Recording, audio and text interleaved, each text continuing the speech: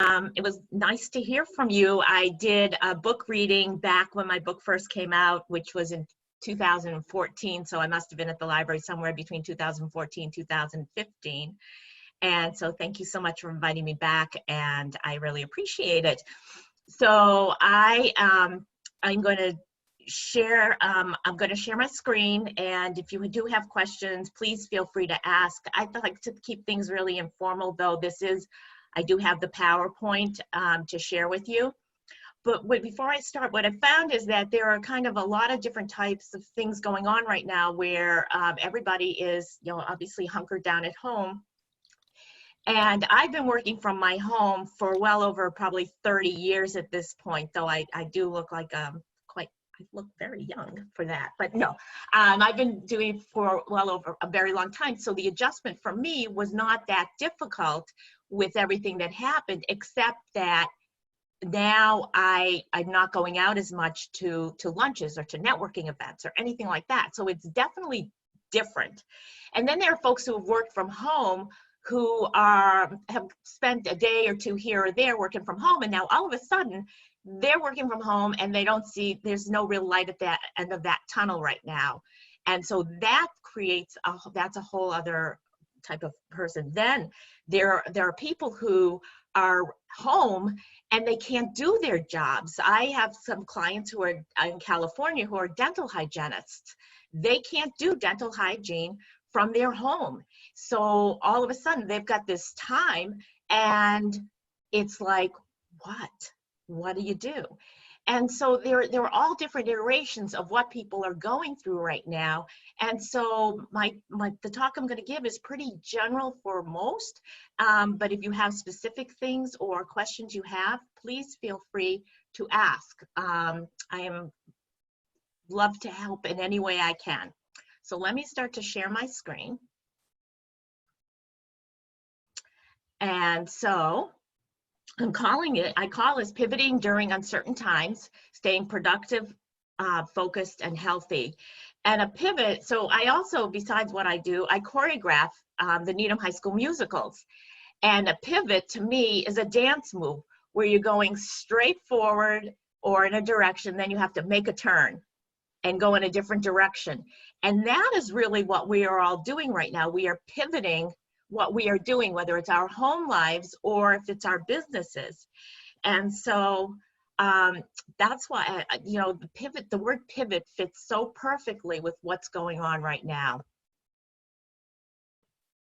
So there we are. So I started Timefinder and wrote that book, It's About Time, but I started Timefinder a long time ago, well over 25, 26, 27 years ago. And what I was doing, I was helping people with their time planning, getting better organized. I go into companies and I help people and do workshops and speak with delegating, running effective meetings, goals, all of, just kind of dealing with the distractions of the day. And then somewhat recently, I realized I had gained quite a bit of weight, and I was feeling very unhealthy because of it. And I was, having a lot of heartburn. I wasn't sleeping through the night. I was waking up feeling I was gonna gag, and I couldn't breathe actually. So I felt I was gonna die. And I also was really unhappy when I would go clothes shopping too. It made me really sad. I would cry leaving the stores. So I was able to find a program that helped me with I lost 40 pounds in about 4 months, and I've been able to keep it off for now over 3 years. And they asked if I would be interested in coaching. And so I decided to pay it forward and coach. So what I'm finding right now is I am able to combine the two things that I really love doing, I love helping people, but the area of Timefinder, and then now with the health coaching that I do. So it kind of is like it's this marriage of these two things right now with what we're all dealing with. So I think reality is setting in. I think when people first were in shelter in place, it kind of was like, it seemed like for a few days to maybe a week, it was like snow day or vacation, where the kids were home and things were just kind of different, and people were starting to work from home. And it was a little bit novel working from home for, several days. I found my clients a little bit anxious about it, but also started to be able to settle in. But then reality has started to set in. And I found about between 2 weeks ago or so, people were starting to become weary of what was going on right now in really being in this place and not being able to go to their office or go and do other things. And so the reality is, it is not a snow day, and it really is something that is kind of a little bit long-term right now. We don't know how long, but we kind of have to deal with it. So I think it's really important, as you're starting to look at what's going on, is to really think about, what do you have control over? What are the things that you can control? Because there are certain things that you can control, and then there are other things that you absolutely cannot control. You don't have control over. And when we don't have control over something, it ends up causing it causes stress and it causes anxiety. So when we can start to balance those, the not in control with the control, we can find ourselves a little bit less stressed. So you have control over, as you can see here, you have control over your sleep routine. And this is for the most part. I know there are going to be exceptions to all of this, but for the most part, you have control over your sleep routine, how you speak to yourself with kindness, with grace, just kind of being in this, that type of place right now. You have control over who you follow, meaning, if you're on social media and you get really stressed or upset or angry, or, it just brings you really down, and there's certain people or whatever, you don't have to follow those people. You can take a breather and a rest. Or, what goes with that too is TV. You can turn the TV off. You can I think it's really helpful right now to turn and not maybe listen to as much news. It's, look at but you have the control whether to listen or watch or not to. You can set some boundaries for yourself. You have the ability to set certain boundaries and then to start to communicate those boundaries. You have control over what you eat and what you shop for and what you put in your mouth. You have control over that. And you can ask for help if you need it. You have that ability. You can ask for help if you need it. So when you start to look at what you do have control over, and if or a situation arises, question to ask yourself is, all right, do I have control over this? Oh, I do. All right, what am I going to do? How am I going to react? What actions am I going to take? Or you say, nope, I don't have control over this. Take a deep breath, and you have to just kind of move on. I think in this day and age, this time of our lives right now, routine is your friend. Routine is your friend. Getting up around the same time every day, getting dressed. If you're going to work, even if it's in your home office, get dressed as if you don't have to put on a suit. You don't have to wear a tie. You don't have to get all gussied up, so to speak. Wow, that's kind of a dated word, gussied. But does anyone know that word, gussied? You don't have to get all dressed up, but don't necessarily go to work, in your pajamas or in your pajamas. Go to work, because when you're in clothes, in the proper clothes, you will have a different kind of mindset towards productivity to get things done. It puts you in a different place. And bedtime. Have a great bedtime routine and really start going to bed at the same time every night, because that routine will take away some stress. Routine really does comfort, and it really does put you in a mindset of whether it's when you're going to be getting up, that you're actually going to get up. I was speaking to a client last week, and she said, oh my gosh, I slept till like 10 and she's working from home. I slept till 10. And she said, I kind of feel lousy, and it's like, okay, let's look at setting a routine and a better routine. It's going to help you with your health and your productivity and your focus. I really truly believe that structure creates focus, productivity, and health. Wanting to create structure in your day. Without that structure, it's going down a rabbit hole. You flounder around and it's very difficult to focus, and you can go from one thing to another thing to another thing to another thing. So creating structure is going to help you with your focus, your productivity, and also with your health. So what does that all mean? It means you need to plan if you're working from home, you need to plan your work. It's looking at, what do I need to do? What do I want to do? And it's really looking at how you are anticipating what's coming up that you're going to need to be working on, and not just necessarily going from one day to the next, but looking a little bit ahead. And as you're planning your work, and we'll talk about health and food in a bit, it's also anticipation and really looking at your crystal ball as to what you're going to need to do. I don't know about the rest of, I imagine everybody, when you're heading out to the market, or you need to go and even get gas for your car, or you need to do something, you're all of a sudden, we're in a different kind of thinking mode. We're in a different kind of planning mode. We are having to anticipate, what is it that I'm going to do when I'm out? How am I going to bundle where I'm going, so I don't need to keep going in and out and in and out? I can do it in one fell swoop.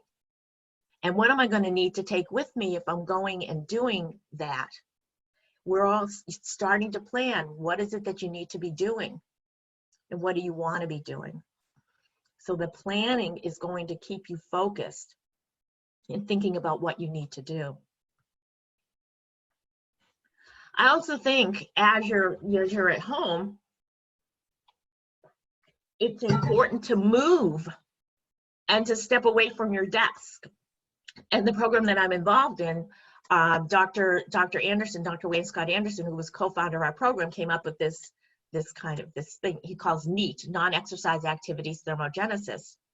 And there are really these 6 S's of what to do, and that can really help you, because you need to get away from your desk. You need to stand up. You can go and it's okay to go do your laundry. I had somebody say, I can't do my laundry if I'm working. I feel like I'm like, my employer. I need to really be there like 8-9 hours. You can't. So not only do these NEAT exercises, these non-exercises, help you to kind of break and bridge your day, some of those, but they also will burn calories. Some of them not as many as others, but they will also help you with that. So stance. If you have good posture when you're sitting at your desk, you can burn some calories. But having good posture is really helpful in what you're doing. Standing. I have a standing desk. I can raise this desk and I can lower this desk. Standing is really critical. If you're on a call with somebody and you've got you're using your mobile, stand up, walk around. Don't be sitting. Just be, unless you need your computer in front of you, be walking around. Stand up, move. Moving is really important. Strolling is taking those walks, being really careful and being your 6 feet and all that. But strolling it's not necessarily taking a power walk, but strolling is parking maybe farther away from a store, and just, or strolling is walking and meandering around your house and just kind of getting some steps in between other things that you're doing. Stairs, taking stairs versus elevator. If you're living in, if you're not living in if you're living in an apartment or a condo, or you're not, because you're probably not going into your offices now, some people are though, taking stairs versus the elevator to get steps in. If you can't get to your gym, then, by all means, do stairs, do several flights of stairs, but get your juices going. Samba, this is like my favorite, samba. Samba is just putting some music on and dancing and just moving. We need to do that. We just need to move. And if you're doing it and you're in your house, like when I've suggested this to people in their offices, you know, they have to kind of find a room where no one's going to watch them because they kind of feel embarrassed. But, you know, moving, putting some music on, not only does that just get your blood circulating through the day, but it also really helps with reducing your stress. And that's what all of this does too. And then switch, and a lot of people are doing switch now. Switch is, if you, for example, if you've hired somebody to do your lawn, switch would be maybe you go and do your own gardening, doing your own lawn mowing. We don't have, well, we did the other day, snow. Many of us didn't have to shovel. Some of you on the North Shore, maybe you did have to do some shoveling. Instead of having somebody shovel for you, it's doing the shoveling yourself, but kind of, again, keeping some movement and motion going is really something that's extremely helpful during your day. You just can't sit. I actually created a word. I'm going to share it with you. I created a word.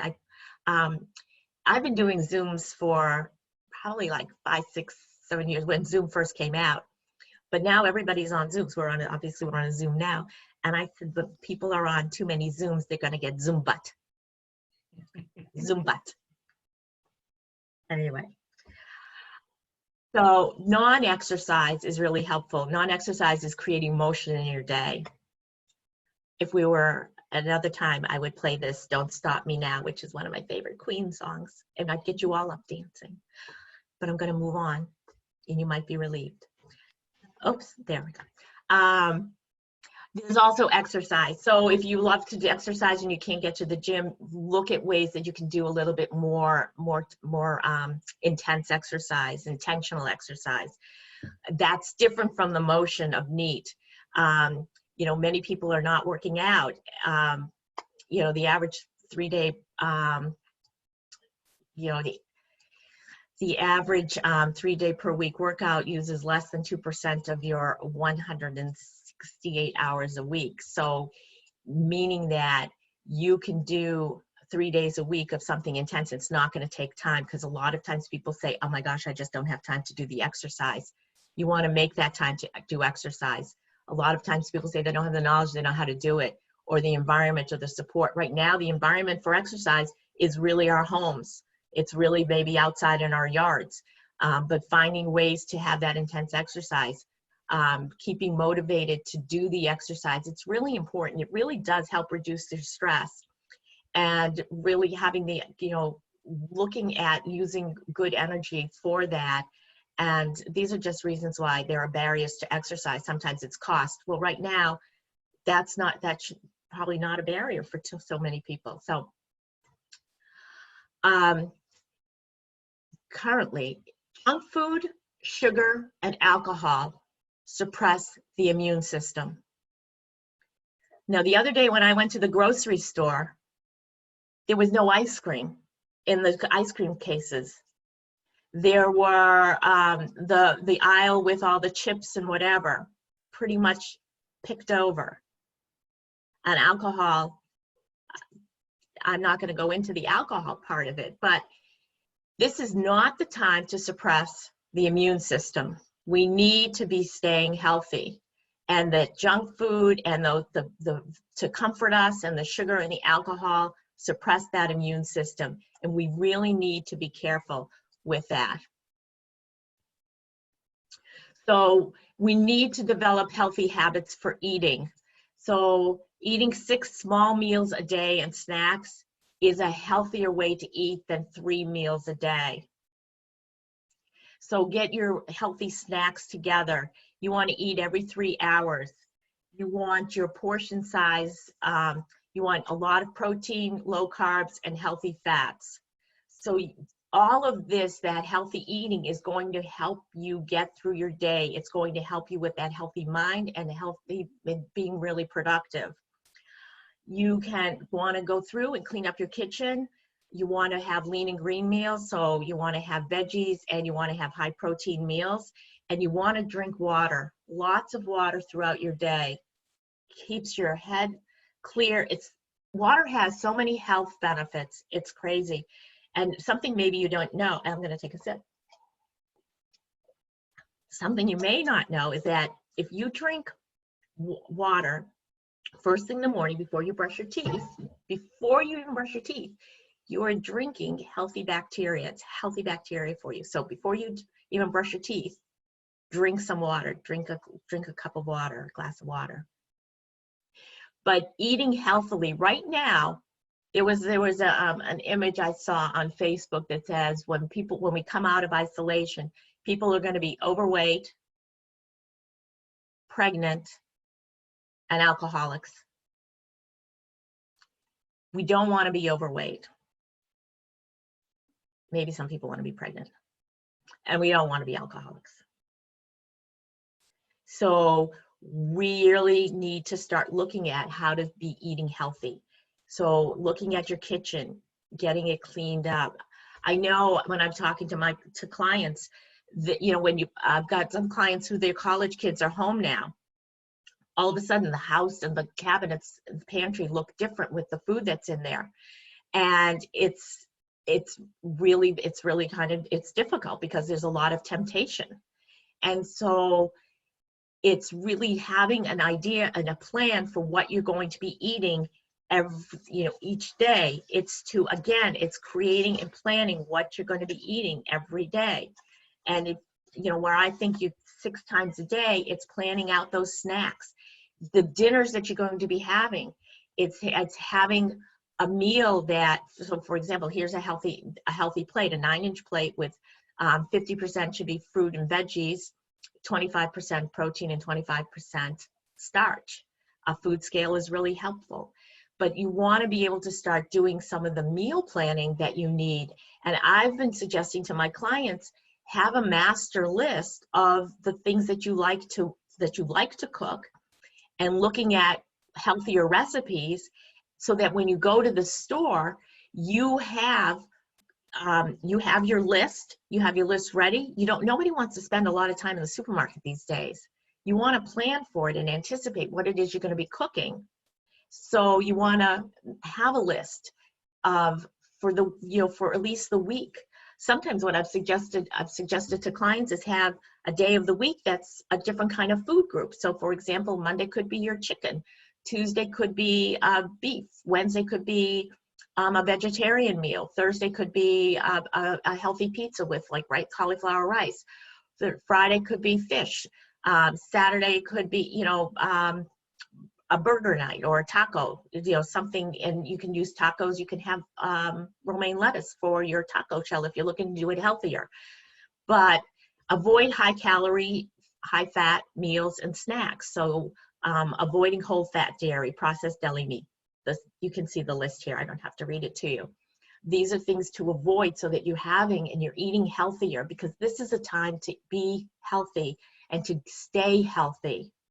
And if people are struggling with this, I don't know if anyone's on social media, but people are doing a lot of baking, a lot of cooking. The kids are doing a lot of baking and cooking, and parents feel that sense of obligation to eat what their children make. And I get that. You don't have to eat the whole thing. A little bite or a little nibble can go a long way. Replace and the kitchen makeover, fat-free, low-fat dairy products, lean proteins, whole grain pasta, whole grain or brown rice, beans, veggies, fruit, olive oil, vinegar, herbs and spices, healthier choices. When you're going shopping, so much of it has to do with that planning. Here are some ideas for some healthy snacks. A cup of broccoli. I know that doesn't sound like a lot of fun, but a cup of broccoli, or sugar-free Jell-O, cauliflower, a half an apple with 2 teaspoons of natural peanut butter.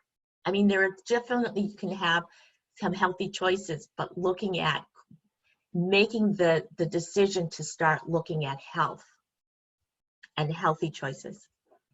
I'm not going to go through all of these, but 80% of people who eat breakfast have maintained a 35-pound or greater weight loss, who have lost that much weight, eat breakfast every day. Really important meal. You've heard this all of your life. Breakfast, most important meal of the day. Broth, soup, and salad will fill you up faster. Hunger can be thirst. If you're feeling hungry, grab water. Drink a lot of water. It's awesome. Makes you feel so good. But sometimes it can be that you're just thirsty. Turn off the TV at meals. Red and yellow increases appetite. Okay, red and yellow. Where do we see red and yellow? Where do we see red and yellow that increases our appetites? McDonald's, Burger King, Wendy's, Doritos, Fritos. Those colors entice us to want to eat. Decreasing appetite color blue, a blue kitchen and blue plates.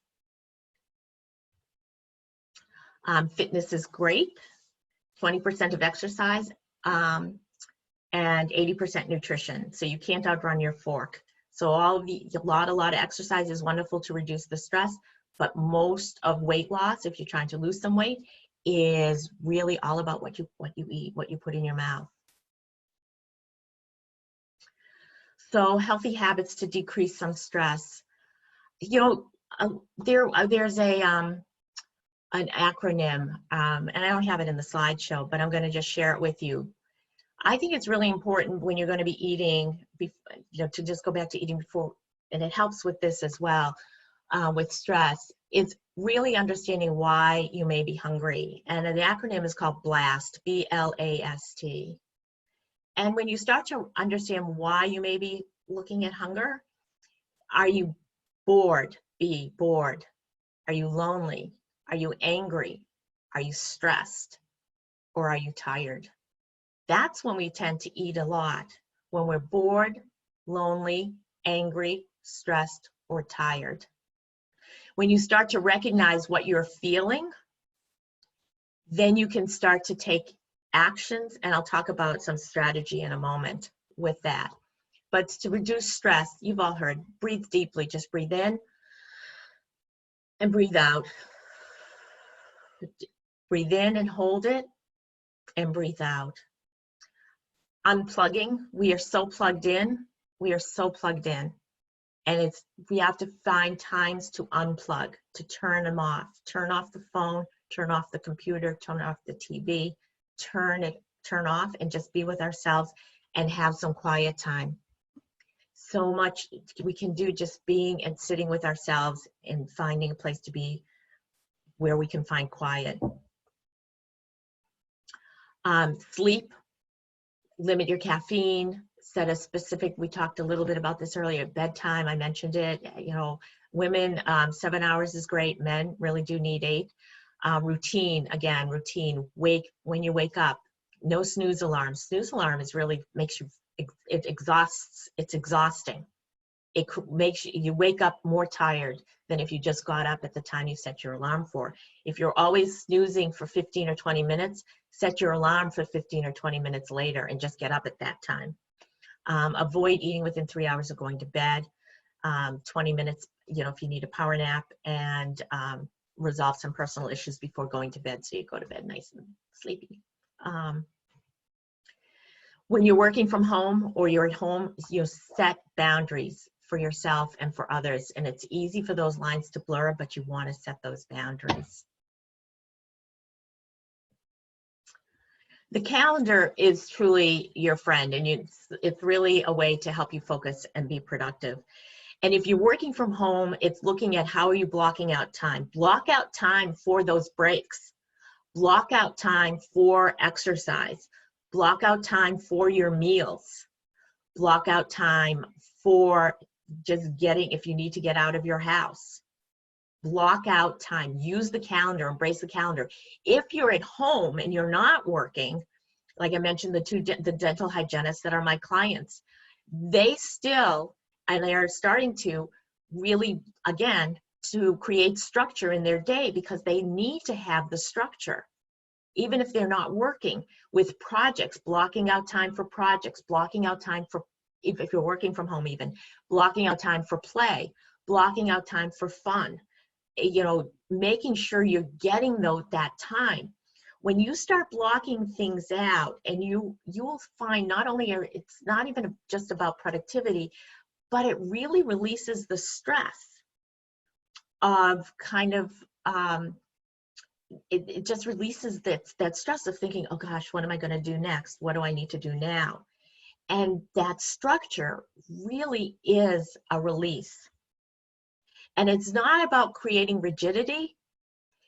It's really about creating a way to relax and not have to think about things as much, because you've thought about them and you've put them in your calendar and you've really given it some thought, like where you're going to block things out, and then do what you've blocked out to do.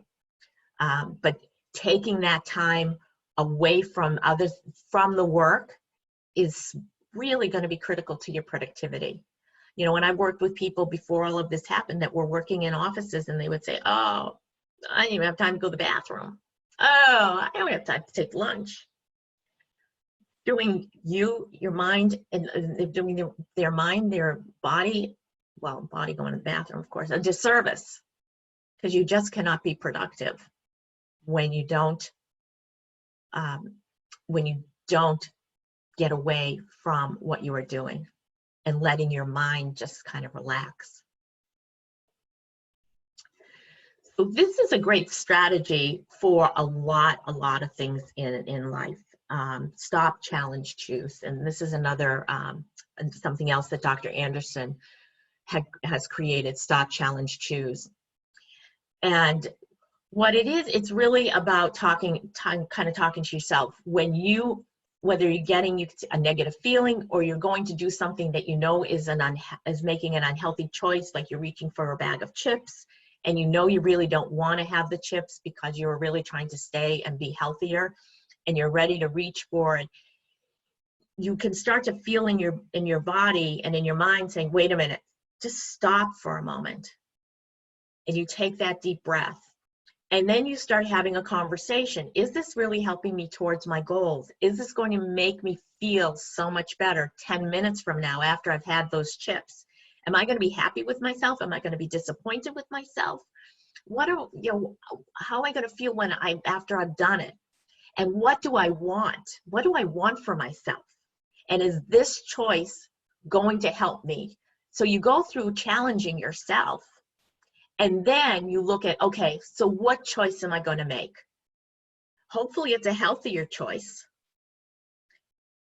And that you're going to get and be saying, you know what, I can do something else, not the bag of chips, not the ice cream, or I can do something else that's going to really get me and help me move forward to what I want and what I really need for myself.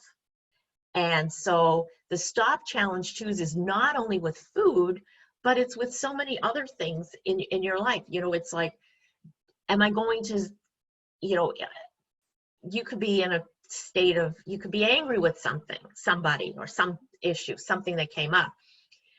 And you're saying, okay, I'm going to call them up, and I'm going to be really ticked off, and I'm going to yell at this person, or I'm going to yell at somebody, or I'm going to do whatever. I'm really angry. You want to do is you want to say, wait a minute. Stop. And then have that conversation, and then make a choice. I would say to my clients that I think in some cases there's something that comes before the stop, and that's an anticipation. I would use this example, and it's not quite as applicable now, but eventually it will be applicable again. Like if you're going to a party or you're going to a restaurant, anticipate what is going to be there, or what choices. If you're going to a restaurant, I always say, look at the menu before you even go, look at the PDF, decide what you're going to have, so that you're not tempted by anything else, that you make your choices if you're trying to lose weight, you're trying to stay healthy, whatever it might be. Make your choices before you step into the restaurant. If you're going to a party, you're going to someone's house, anticipate what you might be confronted with as far as food choices, or people that kind of egg you on and want you to, oh, you should try this, you should try that. They try to be go ahead, you can have that. Anticipate people, people. And you can start, before you even walk into a situation, you can do a stop challenge, choose for yourself. It's a really great strategy. As I said, it's just not for food. It's really a whole life way of looking at your, even the things that you're thinking, and say, wait a minute, stop thinking like that. Stop. All right, move to a different way of thinking. What can I, to have that conversation, and then choose a different outcome, choose something better for yourselves. So I add something in here that is, I think about it for people who are really not working from home, like the dental hygienists. I use that example, because I work with them closely. But I think challenge yourself. Challenge yourself every day to do better, to be better. Remember, growth starts with a decision to move beyond your present circumstances. So I was talking to a client, and she's in college. She's in college, and she's not in college right now. She's home, and she's pretty sad about it, and she was very sad about these circumstances and what's happening right now. And there were several things that I had suggested to her. I said, let's look at what you're eating, how you're eating, let's get back to eating the 6 times a day. Let's look at creating structure in your day, because it seems really loosey-goosey. Let's get some structure, and let's put a plan together. And then one of the other things I suggested to her is to find a purpose beyond herself, to do something for somebody else, so that the focus isn't just on self. So we're seeing a lot of people stepping up, making masks, or doing deliveries and helping people with their groceries and doing deliveries, doing a lot of other things beyond themselves. So what she did, her mom runs a daycare off of a daycare center in Wellesley.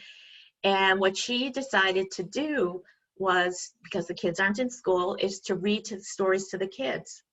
So that's one of the things she did, to sort of do some volunteer, to do something beyond herself. So she did all of these things. She started to eat healthier. She started to structure her days structure her days, because they weren't at all. And she found a purpose beyond herself. And all of a sudden, she felt so much better. Her mind was feeling so much better. Her body was feeling so much better. Everything was working for her, and in a much more positive way. And so I think finding purpose beyond yourself is really an important part of all of what we're going through right now. And doing something special that, and seeing what that might be.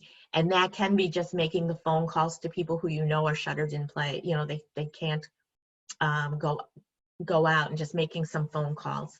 It can be, there's so many different things that you could do. I don't need to tell you what they are, but I think this is something that's really helpful. So creating your productive, focused, healthy habits.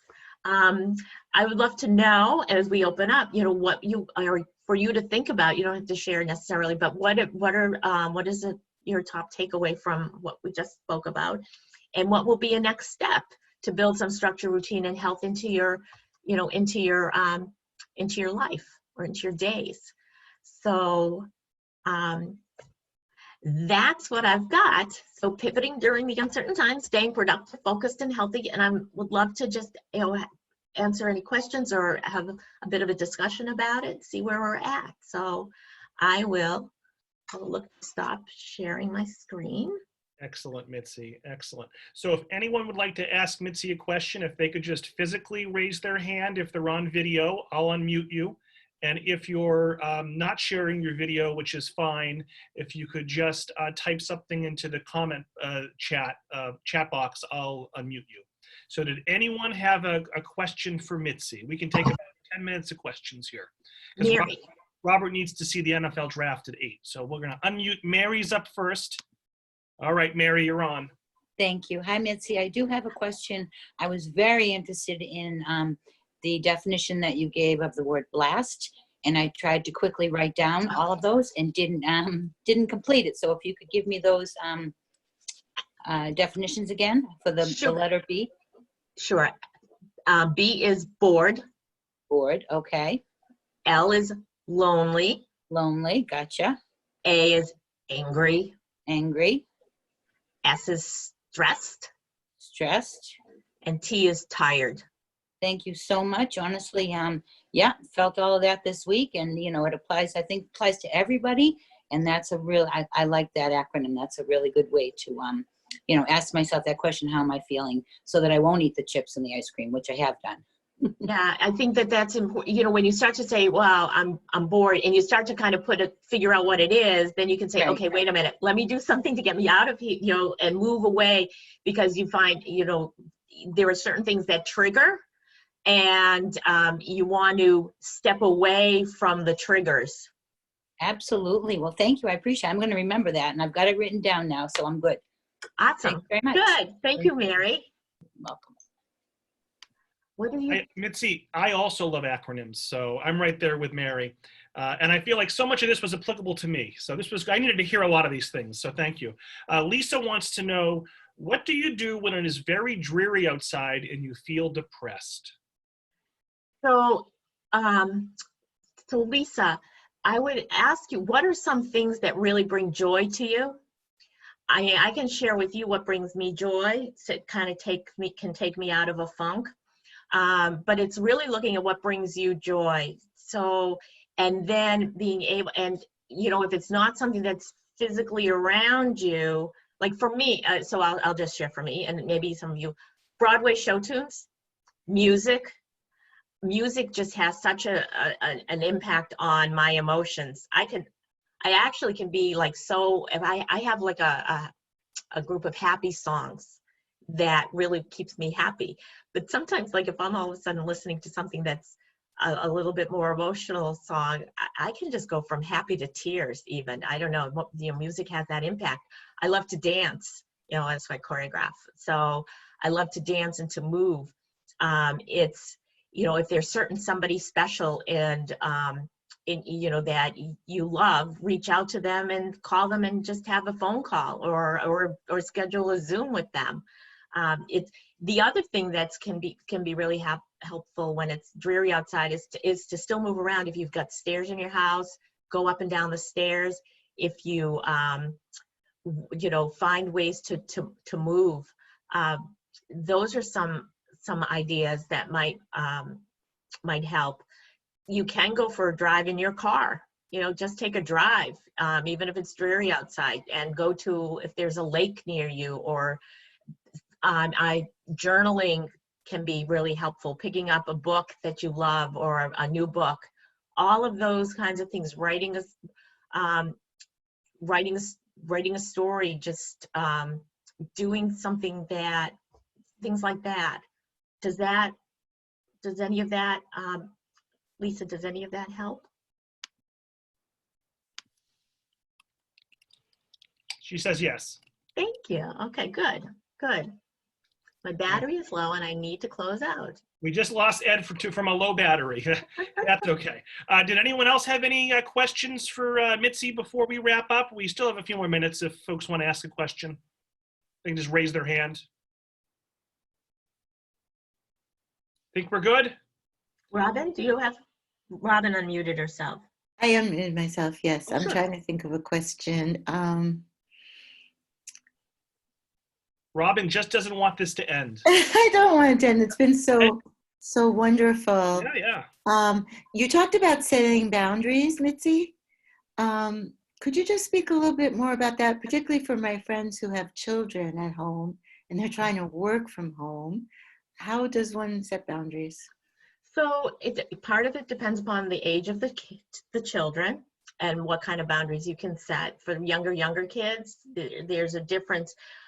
With older kids, there's another difference. So I think what you can do is is set schedules. Have a schedule for the kids, whatever age they are. Even if they don't understand their schedule, you understand what their schedule is. When they're going to be having their breakfast. What is their first activity going to be? Are they going online to online school? and sit down and have a conversation, age appropriate. You know, mom, dad, I'm working in my office. These are the times that I need to be working. If you need me, it has to be an absolute emergency.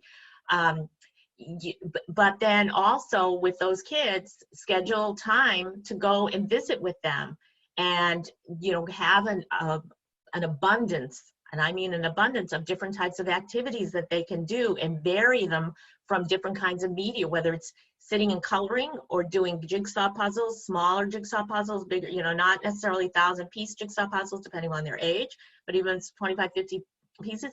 Have game time for during the day. You know, all of those things, even though they may take you away from work, it may be that that's going to save you time in the long run, because they're not going to be wanting to come in and out, in and out, in and out. So you can set up Zoom play dates, and another mom can be watching them at that same time. It really just depends upon the age. I think what's really, I found, you know, as I said, I choreographed the musical, and our musical was canceled 2 days before our performance was going to go up. We were doing Shrek the Musical. It was devastating to the kids. And so what I ended up doing was, a few weeks after that happened, before they were doing their online schooling, I set up a Zoom for them, and we had a little dance party. And I had 14 to 16 kids come on, and I put music on, and we all started to dance. And so they were preoccupied for a little while with me. Actually, they stayed on with me for about an hour. A slow song came on. We took our cell phones, and we got the flashlight going, and we were swaying. It was really sweet. But what I realized also doing that, and so it's not that I'm doing any kind of patting on my, you know, for doing that. I was a conduit for them to see each other, and they miss each other. The kids miss each other. So finding a way for kids to connect in that safe and healthy way is really, really important. And no matter what age they are. And I just was, you know, these kids needed each other, and I was happy to be the conduit. I will do it again with them too. So, you know, so you find ways, but schedule, again, it's scheduling is going to be really key and helpful. Thank you. You're welcome. Thank you. That was a great question. Yeah, great question, Robin. Anyone else have any questions for Mitzi? So Mitzi, well, I have a question for Mary. I want to know what Mary's knitting, but we'll Yeah, Mary, what are you knitting? Okay. Oh, one second, Mary. Mary, what are we working on? You'll never guess. I make flip-flop socks, so I can wear my flip-flops all winter long. They're my new flip-flop socks. All right. How do you not Good for you, slip? Mary. Do they, you don't slip with the No, they go right inside my flip-flop. You know, I put them on, oh, inside. and then I'd wear my flip-flops. Oh, yeah. Not on the outside. I was thinking they were on the outside. No, they're just socks, and they go over the toe, or Awesome. you know, can wrap around the toe. Yeah, they Right. could actually be hand warmers too. You can do either way. You can have driving gloves so that you can drive the car and have your fingers free, or I use them as flip-flop socks. Well, somebody needs a pair, so you might have a business going for you. Somebody mentioned, Lisa mentioned she needs some. Mary, if there's a Tewksbury Farmers Market this year at the library, I'll be in touch, okay? Hot diggity dog, you bet. So the last thing I just say before we sign off is, if anybody is interested in the work that I do with the health coaching, please be in touch. Please be in touch with me. I think there's a place for some information, or I can you know, just be in touch. It's mitzi@timefinder.net. But I would love to talk to you if you're interested in learning more. And if you want to get healthier, or if you've got some weight you want to manage, I am here. All right. Well, Mitzi, thank you so much. I want to let folks know that I'll be sending out an email tomorrow with just a really brief evaluation form. If folks would fill that out within a few days and send it back, that'd be great. It's actually a Google form. Take you 30 seconds to fill out, but I'll share any pertinent information with Mitzi. So Mitzi, thank you so much. I'm going to unmute. This is dangerous, but I'm going to unmute everyone and allow them to say thank you to you, Mitzi. So let's see how this goes.